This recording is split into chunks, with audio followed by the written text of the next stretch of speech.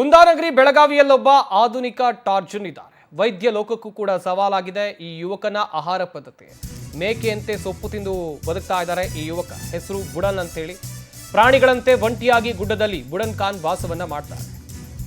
ಬೆಳಗಾವಿ ಜಿಲ್ಲೆ ಸವದತ್ತಿಯ ಉಗರಗೋಳ ಗ್ರಾಮದ ಯುವಕ ಇವರು.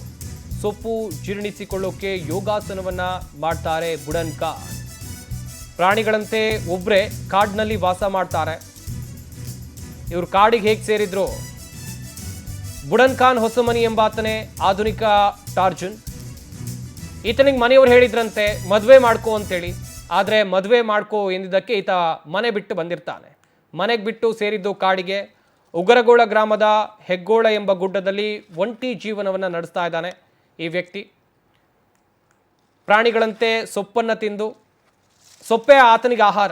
ಇದನ್ನು ಜೀರ್ಣಿಸಿಕೊಳ್ಳೋದಕ್ಕೆ ಈತ ಏನು ಮಾಡ್ತಾನೆ ಅಂತ ಹೇಳಿದ್ರೆ ಯೋಗಾಭ್ಯಾಸವನ್ನ ಮಾಡ್ತಾನೆ ಎನ್ನುವಂಥದ್ದು ಗೊತ್ತಾಗಿದೆ.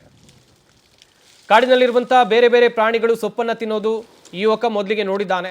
ಅದರಂತೆ ತಾನೂ ಕೂಡ ಸೊಪ್ಪನ್ನು ತಿಂದು ಬದುಕ್ತೀನಿ ಅಂತೇಳಿ ಸೊಪ್ಪನ್ನು ತಿನ್ನೋಕೆ ಶುರು ಮಾಡಿ ಈಗ ಅದೇ ಆತನಿಗೆ ಆಹಾರ. ಸೊಪ್ಪನ್ನು ತಿನ್ನೋದೇ ಆತನಿಗೆ ಆಹಾರ.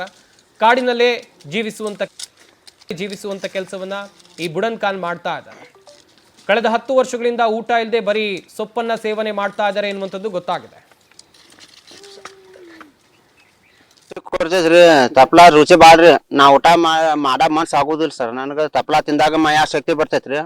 ನಾ ಊರ್ ಬಿಟ್ಟು ಎಲ್ಲಿ ಹೋಗುದಿಲ್ರಿ. 24 ತಾಸು ಜಂಗಲ್ದಾಗ ಇರ್ತೇನ್ರಿ.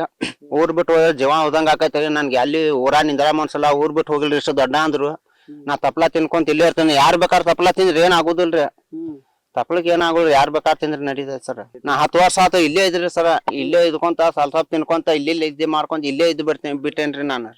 ಊರು ಮಂದಿ ಯಾರಿಗೂ ಹೆಚ್ಚ ಮಾತಾಡ್ಸೋದಿಲ್ರಿ. ಯಾರು ಭೇಟಿ ಆಗುಲ್ರಿ. ನಾನು ಮಂಗ್ಯಾ ನೋಡಿ ತಿನ್ನಾಕ್ ಕಲ್ತೇನ್ರಿ. ನಾನು ರುಚಿ ಬಾಳ ಹತ್ತಾತ. ಊಟ ಹತ್ತಿ ಬಿಟ್ರೇನ್ರಿ. ನಾನು ತಪ್ಲಾನ ತಿನ್ನಾತೇನ್ ಸರ್.